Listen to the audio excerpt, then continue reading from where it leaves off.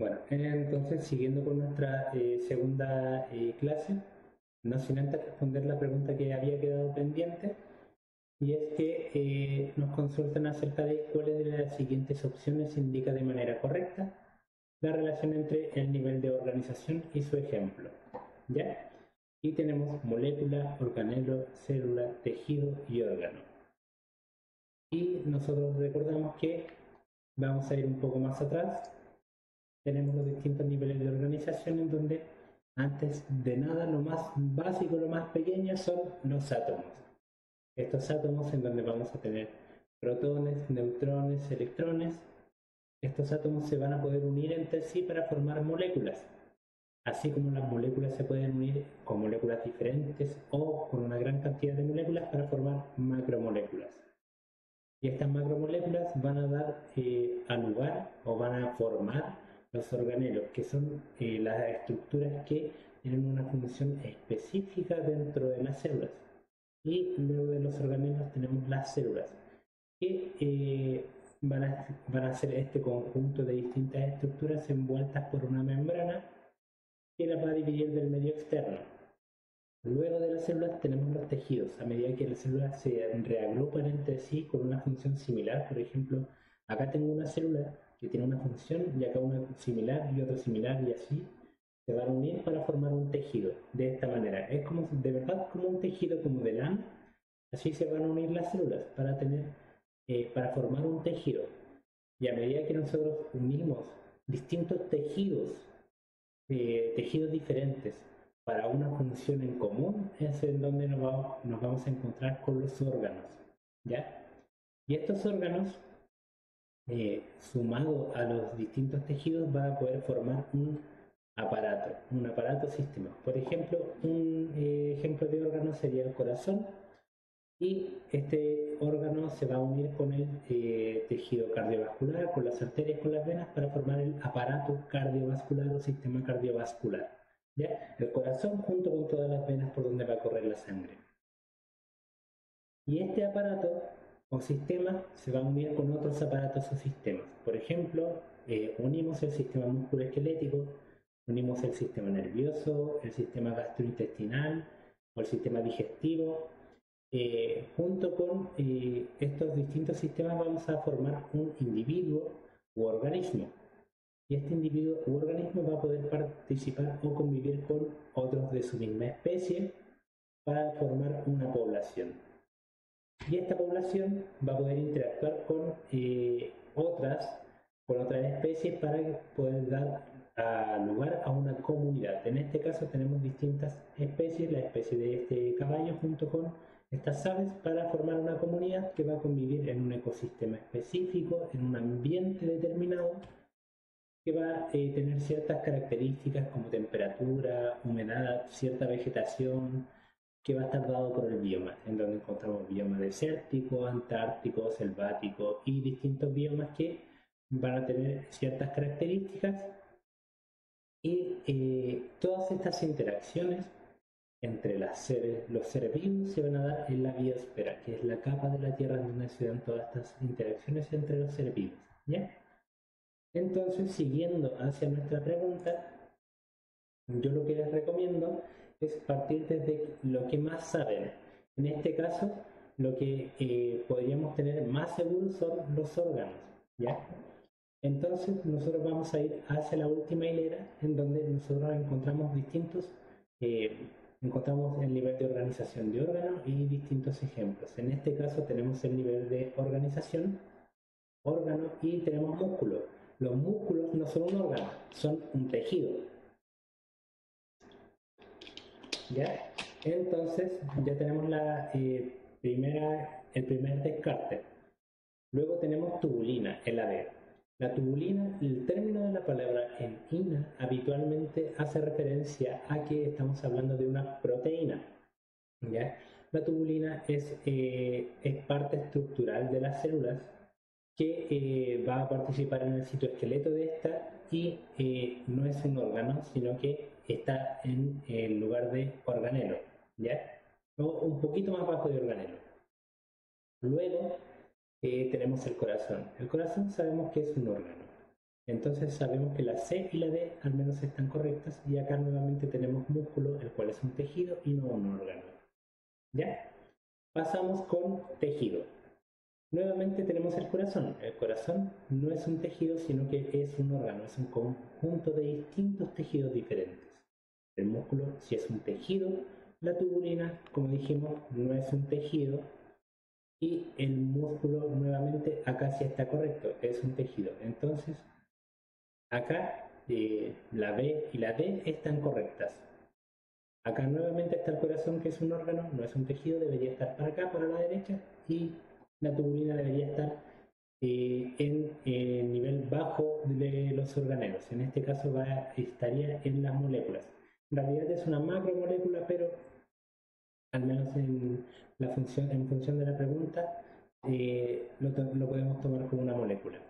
¿Ya? Siguiendo, tenemos célula. La palabra cito se refiere a célula. Por ejemplo, miocito. Mio se refiere a lo muscular, cito, célula. Célula muscular. Hepatocito, célula hepática o célula del hígado. Astrocito, célula con forma de astro o de estrella que está dentro del sistema nervioso. Y así de distintas formas.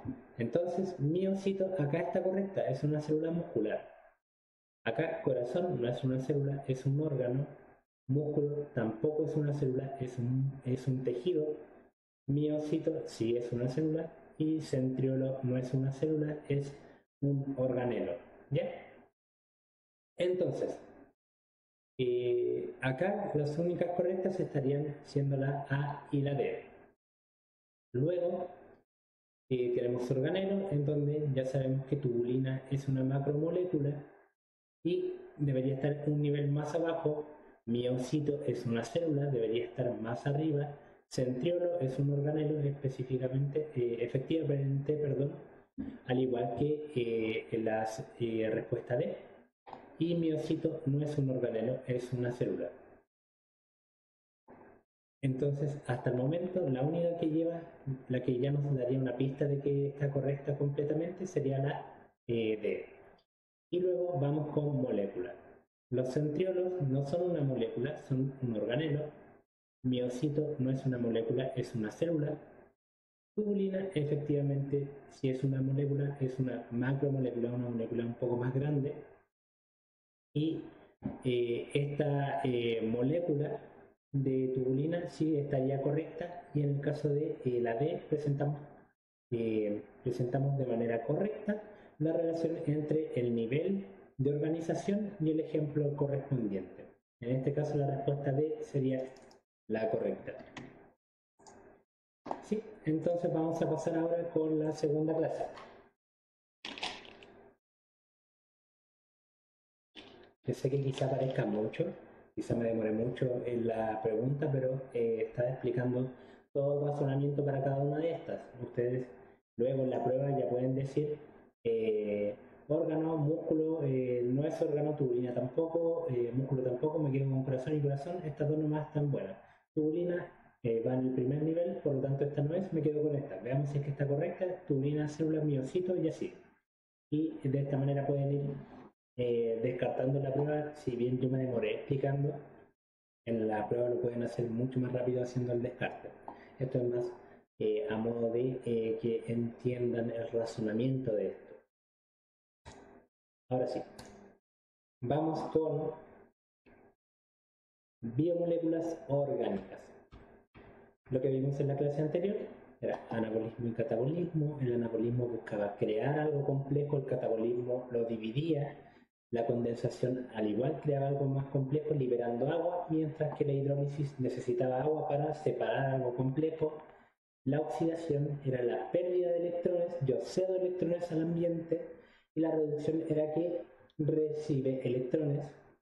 La polimerización era cuando yo comienzo a formar algo más grande, en donde tengo los heteropolímeros formados por monómeros distintos y los homopolímeros formados por el mismo monómero. Y los tipos de enlace, en donde habíamos visto los covalentes de tipo polar y apolares. Los polares iban a ser aquellos que poseían una polaridad, una carga positiva y una carga negativa, y los apolares iban a ser aquellos que distribuían sus electrones de manera equitativa y no tenían una carga en particular. Luego vemos los niveles de organización que recién mostramos en la pregunta. Y acá, ¿qué es lo importante? Que vamos a ver los principales conceptos de bioelementos y tipos de biomoléculas. Reconocer la importancia del carbono. El carbono es un elemento que lo vamos a encontrar en casi todas partes y en casi todo, bueno, en todos los seres vivos. Todos los seres vivos que conocemos están formados en base a carbono y ya vamos a ver por qué. Las funciones de estas biomoléculas y las propiedades de carbohidratos, lípidos, proteínas y ácidos nucleicos. Estas van a ser nuestras principales biomoléculas o macromoléculas. Una biomolécula es una molécula que es necesaria para la vida, ¿ya? Y las macromoléculas, como les mencionamos anteriormente, son moléculas más grandes a medida que yo junto distintas moléculas. ¿Todas las biomoléculas son macromoléculas? No, porque por ejemplo el agua es una biomolécula, es necesaria para la vida, pero no es una macromolécula porque es pequeñita, ¿ya? Pero vamos a ver las macromoléculas más importantes que también son biomoléculas, que son los carbohidratos, lípidos, proteínas y ácidos nucleicos. Y vamos a comprender la clasificación de estos para su estudio y cómo estos funcionan. Y luego vamos a poder responder en nuestra siguiente clase esta pregunta que busca determinar qué tipo de macromolécula es lo que se encontró que se aisló de un organismo unicelular, y dentro de los resultados de la investigación se encuentra que esta molécula es soluble en agua, que por degradación completa de ella solamente se obtiene glucosa, y luego también se ha encontrado en tejidos vegetales. Al finalizar esta clase, o al comienzo de la tercera, vamos a responder esta pregunta. Y vamos con bioelementos, biomoléculas, carbohidratos, lípidos, proteínas y ácidos nucleicos. Eso es lo que vamos a ver hoy. Vamos a partir con bioelementos. Estos son elementos.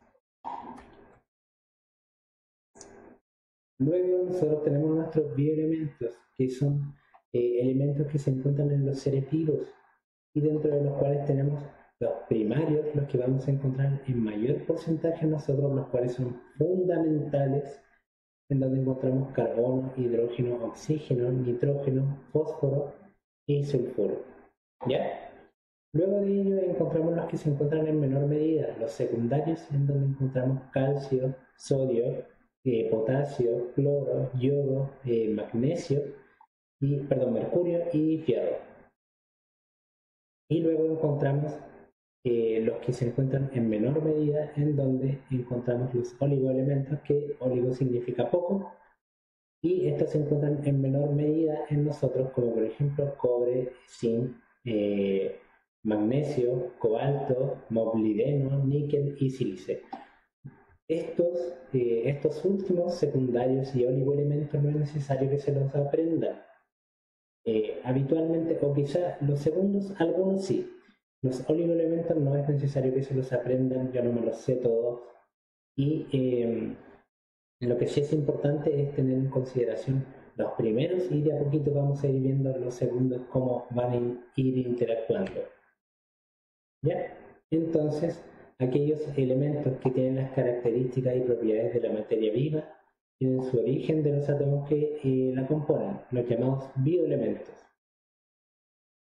Y tenemos que la mayor parte de las moléculas que componen los seres vivos, las biomoléculas, tienen su base en el carbono. Yo había dado un ejemplo del carbono, que es el que vemos acá. El carbono tiene la característica de poder hacer 4 enlaces. El carbono está como así. Enseguida voy a mostrar. Espero me sigan escuchando, pero el carbono está como así. Supongamos que mi pierna hacia abajo es un enlace, mi brazo es otro enlace, hacia arriba tengo otro, y para acá puedo formar otro enlace. De esta forma yo puedo formar 4 enlaces con 4 estructuras distintas, 4 moléculas distintas, y además yo, si bien puedo tener un enlace acá y otro enlace acá, estos enlaces serían simples, yo puedo hacer que este enlace sea doble. ¿Cómo lo hago? Me desprendo de lo que estoy sujetando y me sujeto más fuerte acá. Y de esta forma formo un doble enlace. Y de hecho puedo formar hasta un triple enlace. Y a medida de que yo voy aumentando la complejidad de los enlaces, voy haciendo más fuerte esta unión.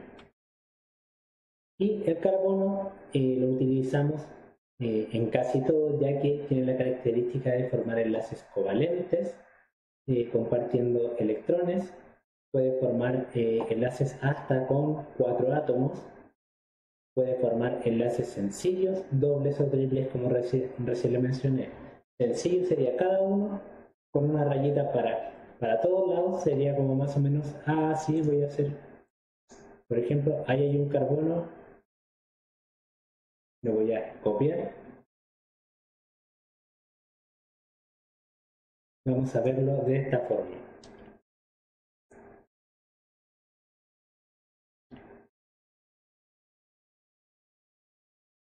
Y vamos a mover esto para que se pueda ver bien. Así estaría el carbono, unido a 4 estructuras distintas.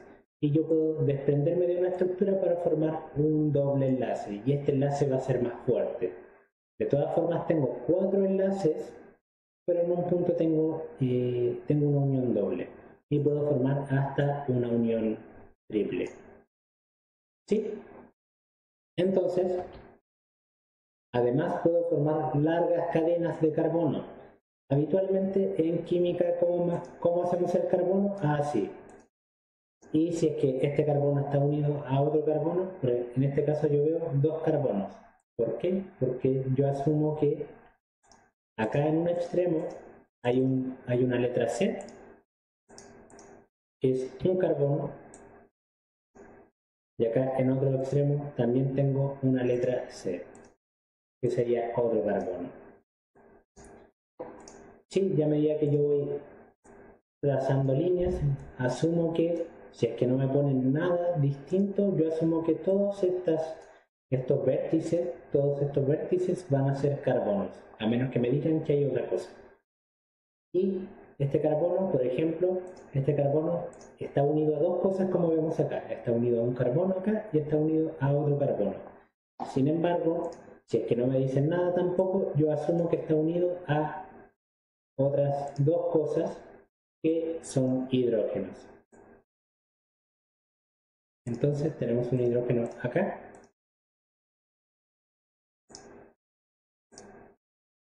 Acá tenemos un hidrógeno. Y acá tenemos otro hidrógeno. ¿Ya? Si es que no me dicen nada, yo asumo lo mismo de este. Acá hay un carbono, unido para acá un hidrógeno, unido para acá otro hidrógeno. De esta forma, yo sé que el carbono tiene completos sus 4 enlaces, ocupados sus 4 enlaces. Y luego tenemos las biomoléculas, las cuales son inorgánicas. Las inorgánicas son aquellas que en su esqueleto no tienen carbono. ¿Ya? En el esqueleto de su estructura no poseen carbono, dentro de las cuales encontramos las sales minerales, como por ejemplo el calcio, que es fundamental para la contracción muscular, el sodio y potasio, que son vitales para la transmisión del impulso nervioso, el sodio en particular para la regulación de la presión sanguínea, el fierro, que va a ser importantísimo para unirse al oxígeno en el transporte de oxígeno por parte de las células sanguíneas, y para formar la clorofila en caso de el magnesio, ¿ya? Luego tenemos el agua.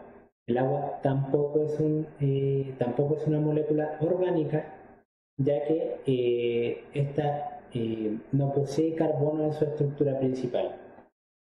Y el agua tiene gran capacidad como disolvente. Esto significa que puede disolver muchas cosas. Como mencioné en un principio, el agua es polar y va a disolver todo lo que sea polar. Va a disolver sodio, va a disolver potasio, va a disolver azúcares, y esto porque cada uno de estos son polares y se pueden disolver, se pueden dividir en agua. El agua también posee una alta tensión superficial. Esto quiere decir que cuando el agua está en reposo, está quieta, y esto permite que ciertos insectos se puedan parar sobre el agua sin que se hundan, y esto es porque hay una base de tensión en la superficie, a lo que llamamos tensión superficial. También posee la capacidad de capilaridad. Esto significa que por pequeños capilares, pequeños conductos, el agua va a poder ascender contra la gravedad. Y esto va a permitir distintos funcionamientos dentro del organismo, además de un alto calor específico. Es muy difícil calentar el agua, es muy difícil enfriar el agua. El agua requiere harta energía para poder calentarla, así como para enfriarla. Es por ello que, por ejemplo, en la costa, las zonas costeras que están cerca del mar, las temperaturas son menos altas y menos bajas. Las temperaturas están más centradas. Las mínimas son más altas y las máximas son más bajas. Están en un rango más pequeño. Mientras que en las zonas más lejanas de la costa, la mínima puede ser más baja y la máxima puede ser más alta. Y esto es porque no tenemos el agua para poder regular la temperatura. ¿Ya? Y también tiene un alto calor de vaporización, un punto de ebullición a los 100 grados y un punto de congelación a los 0 grados, y la densidad máxima que es alcanzada a los 4 grados Celsius, además de tener la capacidad de disociación. Como vamos a ver en el futuro, en la hidrólisis, tenemos una molécula de agua, que sería, lo voy a hacer por separado,